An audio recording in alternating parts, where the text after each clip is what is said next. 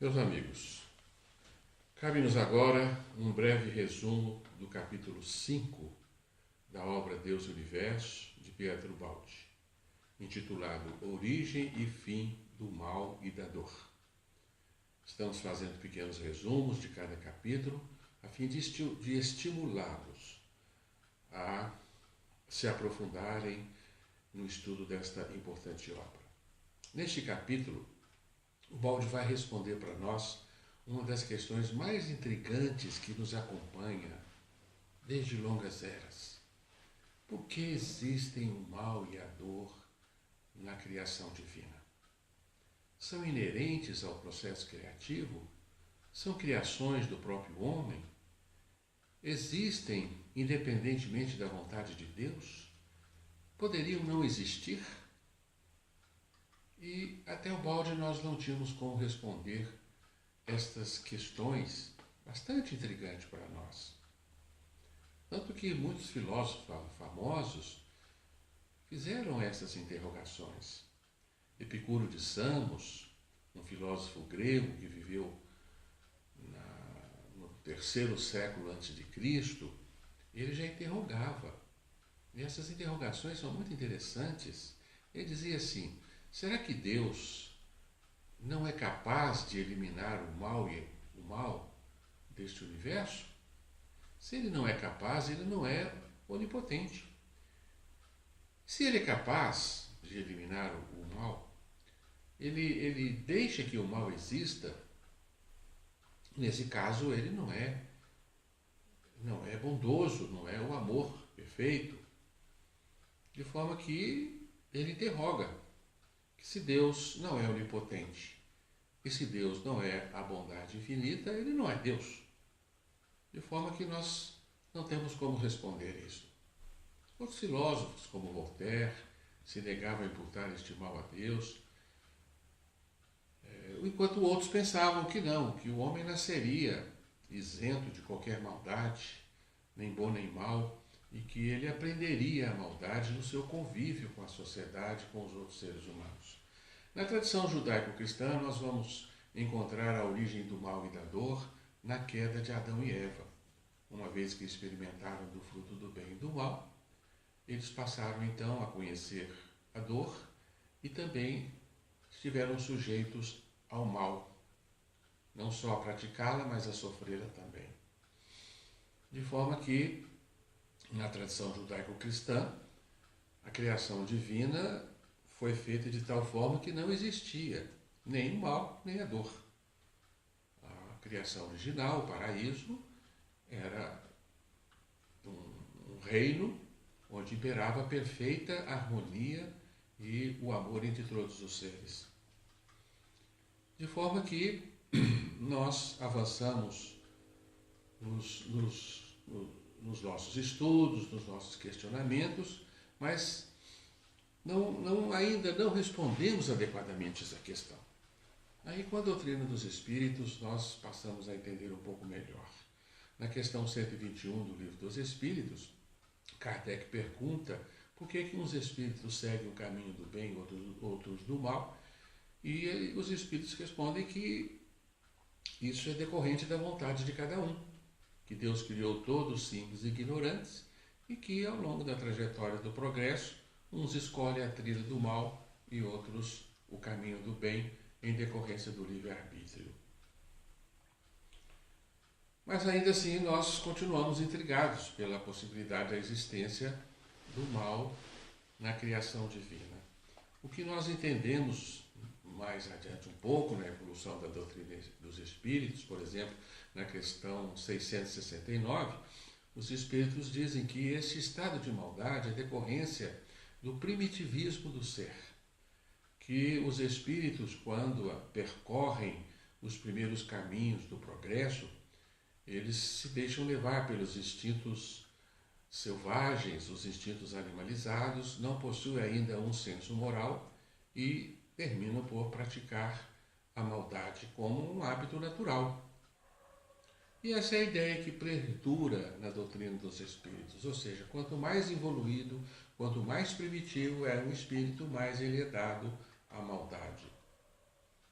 E Kardec depois completa, na Gênesis, no seu capítulo 3, intitulado O Bem e o Mal, ele completa esse ensinamento com diversas perquisições e questionamentos, afirmando-nos mais uma vez que o mal não pode ter origem em Deus, que ele decorre da imperfeição do espírito ainda primitivo, e seria como que uma necessidade sua de percorrer os primeiros passos da evolução, que depois ele se transformaria num ser bondoso, mas que nos primórdios, em decorrência do instinto de conservação, ele teria então como que uma necessidade de impor-se ao outro, de não deixar-se dominar pelo outro ou devorar os seus companheiros de jornada para sobreviver.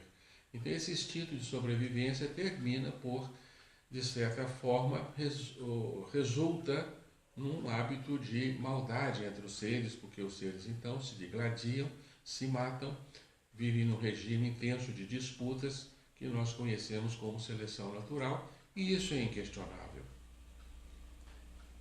Se nós admitirmos isso, nós teríamos que imputar à maldade, então, a pedagogia divina, porque o ser criado simples e ignorante, ele teria que passar por esses regimes bárbaros dos mundos primitivos, onde ele exercita o seu egoísmo e a sua luta pela sobrevivência, ele termina aprendendo hábitos de ataque e de defesas.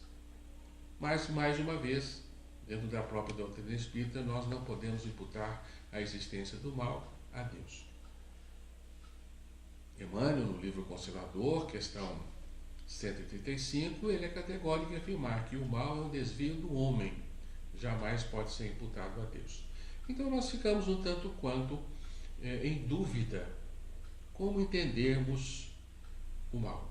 Se nós imputarmos o mal aos mundos bárbaros e primitivos, aos reinos primários da evolução, aí sim nós não temos como entendê-lo, que ele é fruto de um contexto da vida primitiva e selvagem.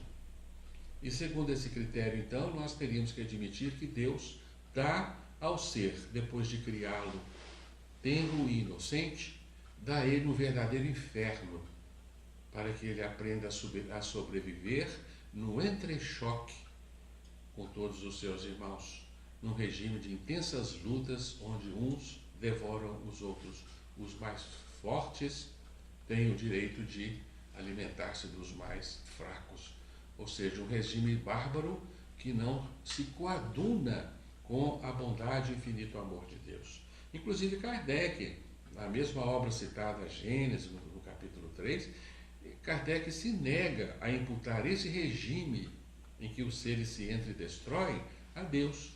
E ele, com muita humildade, ele se curva diante disso, dizendo que ultrapassa o nosso entendimento e que haverá uma outra razão para explicarmos isto.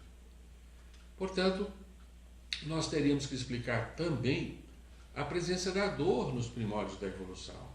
Porque se os seres são criados de forma inocente, eles são subordinados à dor que advém do intenso entrechoque da vida primitiva, e dores também produtos de vários fenômenos pertinentes à vida biológica.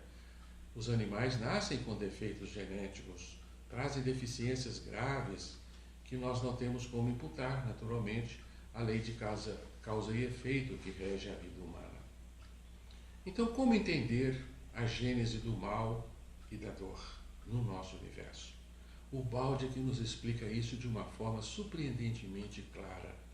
Ele nos diz que esses propósitos não fazem parte de fato da criação divina, que Deus nos criou num outro universo, não subordinado a esse regime de disputas e enfrentamentos, mas nós escolhemos viver intensamente o nosso egoísmo.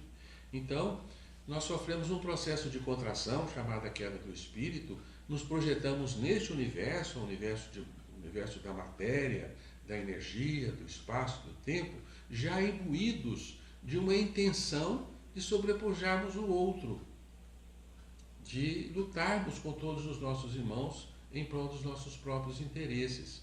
Então, segundo o Balde, o mal e a dor nascem do processo da queda do espírito e é consequência da primeira revolta em que nós nos retiramos do seio paterno, do reino divino, do mundo do absoluto, ou seja, do sistema, como Bauge o chama.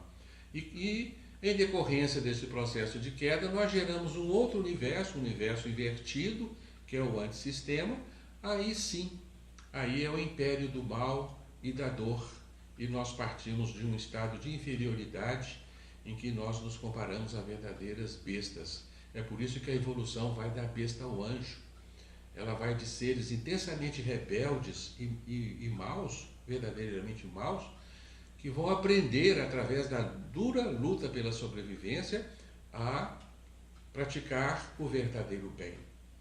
E em decorrência desse bárbaro regime de vida que nós impomos ou impusemos ao nosso universo, é que surge a dor decorrente do atrito, dos interesses de todos os seres, nesse regime bárbaro de vida, e esse universo então está sujeito também a diversos outros sofrimentos. Mas na grande sabedoria de Deus, a dor vai funcionar como um recurso de regeneração do ser. A dor abrirá os olhos de todos os seres, desde as primeiras experiências de vida, e através das muitas provas ao longo da evolução, por todos os reinos, desde o mineral, vegetal, animal, nós vamos aprender a ser verdadeiramente bondosos e amorosos para com os nossos irmãos. É por isso que o Evangelho comparece com uma lei antibiológica, pedindo-nos não tirar a vida do outro, mas doar a vida para o outro. Porque aquele que quiser a sua vida, perdê-la-á, mas aquele que doar a sua vida, ganhá-la-á, como nos disse Jesus. Um regime totalmente antibiológico, e nós teríamos o direito, então, se não fosse por esse raciocínio da queda, nós teríamos direito de interrogar o nosso Pai, porque que nos ensina, através da grande noite dos milênios de anos que nós percorremos o reino animal, por que Deus nos ensina primeiro a maldade, a barbárie, a crueldade, para depois nos pedir lá na frente, na nossa evolução, que nós praticássemos a verdadeira piedade e o amor? Não faria sentido. E também, em decorrência desse raciocínio da queda, nós entendemos que, com o processo da revolta, nós criamos um universo temporário. O universo da matéria, do espaço, do tempo em que vivemos, é um universo transitório, que nasceu um dia, segundo a ciência, há 13 bilhões e 700 milhões de anos atrás, e irá se extinguir um dia. Então diz o Bauge que não restará um átomo neste universo. Portanto, assim nós compreendemos que o mal e a dor não estão fadados a existirem por toda a eternidade. Que Deus criou um universo subordinado ao verdadeiro bem, ao amor supremo, à felicidade inquestionável. Este é um princípio fundamental da criação divina, porque é uma criação que se fundamenta no amor e no bem. De forma que, ao final de todo o processo evolutivo do nosso universo, haverá somente o triunfo do bem e da felicidade, da alegria e do amor. Devem triunfar definitivamente sobre o mal e a dor.